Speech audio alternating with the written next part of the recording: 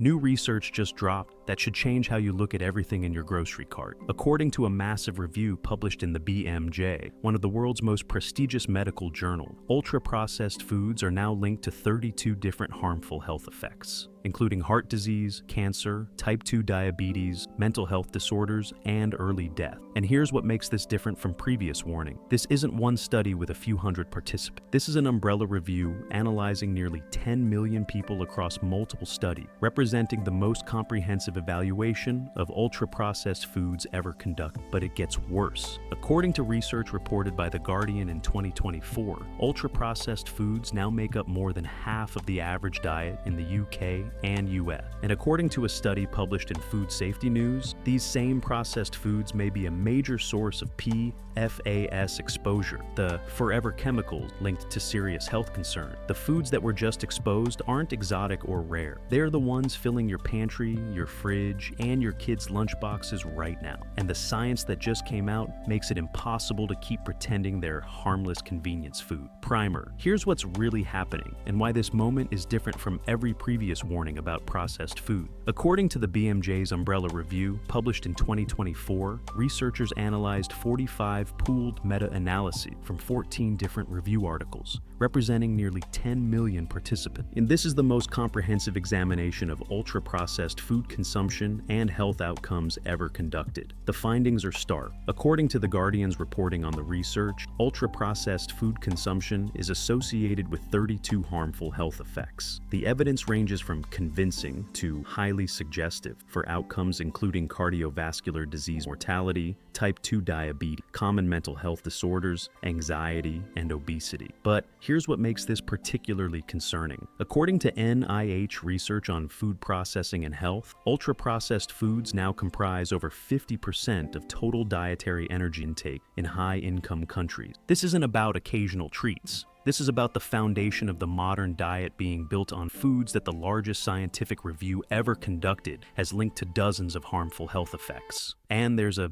contamination angle that's just emerging. According to research reported by Food Safety News, a study found that people who consumed more processed and prepared foods had higher levels of PFAS, per and polyfluoroalkyl substances, synthetic chemicals linked to various health concerns, in their blood. The packaging, processing equipment, and production methods for ultra-processed foods may be exposing consumers to these forever chemicals. The real consequence is this. For decades, the food industry has positioned ultra-processed foods as convenient, affordable, and essentially equivalent to real food. But the scientific evidence that just came out, reviewing nearly 10 million people, suggests that building your diet on these products is associated with serious, measurable health consequences. Let's break down exactly what got exposed, starting with what ultra-processed foods actually are, then moving into the evidence of harm, and finally revealing the contamination concerns that most people don't even know about. The small issue, what counts as ultra-processed, start with understanding what we're actually talking. According to the BMJ research, ultra-processed foods are defined using the NOVA classification system. These aren't just processed foods like frozen vegetables or canned beans. Ultra-processed foods are formulations of ingredients, mostly of exclusive industrial use, that result from a series of industrial processes. Here's what that means in practice. According to NIH research on food processing, ultra-processed foods typically contain ingredients you wouldn't use in home cooking. Hydrolyzed proteins, modified starches, hydrogenated oils, emulsifiers, thickeners, flavor enhancers, colors, and sweeteners. They're engineered products, not food. The Guardian's reporting lists the common ultra-processed food, packaged snacks, sugary drinks, instant noodles, ready-to-eat or ready-to-heat meals, many breakfast cereals, packaged breads, most industrially produced confectionery and desserts, and many meat alternatives.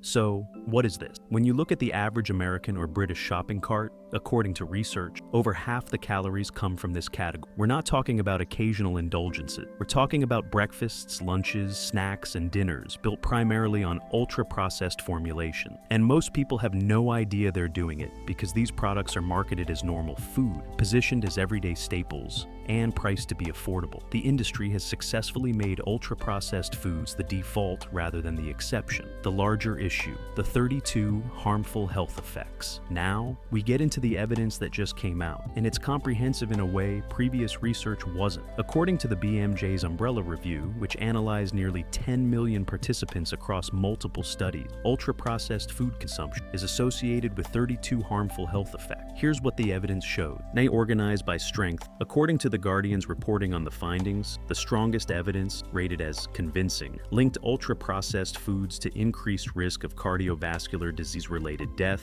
obesity, type 2 diabetes, and mental health disorders, including anxiety and common mental disorders. The evidence, rated as highly suggestive, included associations with all-cause mortality, heart disease-related death, asthma, gastrointestinal health issues, some cancers, and cardiometabolic risk factors. According to the BMJ research, the analysis found dose-response relationships, meaning the more ultra-processed foods people consumed, the higher their risk across these health outcomes. This isn't about whether you occasionally eat a granola bar. This is about cumulative exposure and the proportion of your diet that comes from ultra-processed sources. Here's what makes this evidence particularly strong. According to the research methodology, an umbrella review sits at the top of the evidence hierarchy. It synthesizes multiple meta-analyses and systematic reviews, representing the collective findings from hundreds of individual studies. When this type of review finds associations across nearly 10 million people, that's as close to definitive as nutritional science gets. The real impact is that you can't dismiss this as one study said or conflicting research. This is the sum total of available evidence, analyzed systematically, showing consistent associations between ultra-processed food consumption and negative health outcomes across populations worldwide. Yes, the pattern revealed. It's not just nutrients. After understanding the scope of harmful effects, you start to see why this research is so important. According to the BMJ and Guardian reporting, previous research on processed foods often focused on specific nutrients: too much sugar, too much sodium, too much saturated fat. But this research suggests the problem is the processing itself, not just the nutrient profile. Here's the pattern. According to NIH research on ultra-processed foods, these products are specifically engineered to be hyperpalatable. They combine sugar, fat, and salt in ratios that don't occur in nature, creating flavor profiles that override normal satiety signals. They're designed to be consumed quickly, to be difficult to stop eating, and to encourage repeat purchases. The BMJ research suggests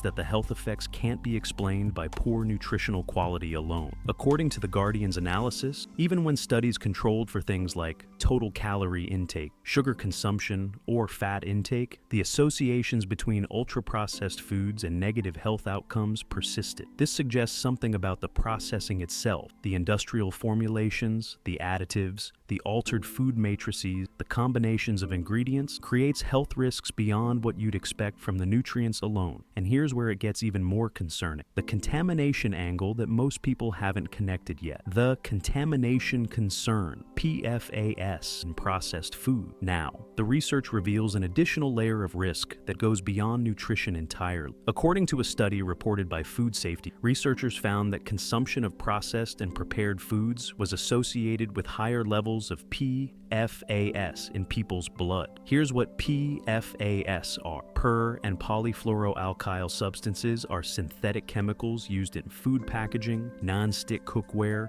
and industrial process. According to the research, they're called forever chemicals because they don't break down in the environment or in the human body. They accumulate over time. The study found that people who ate more takeout food, microwave popcorn, and food from restaurants had higher PFAS levels. According to Food Safety News reporting, the researchers suggested that PFAS exposure could be coming from the packaging, grease-resistant wrappers, microwave popcorn bags, fast food container, or from food process equipment. Here's the connection to ultra-processed food. According to the research findings, ultra-processed foods are more likely to come in packaging that contains PFAS, more likely to be processed using equipment with PFAS containing non-stick surfaces, and more likely to be consumed in forms, takeout, ready-to-heat meals, where PFAS exposure is highest.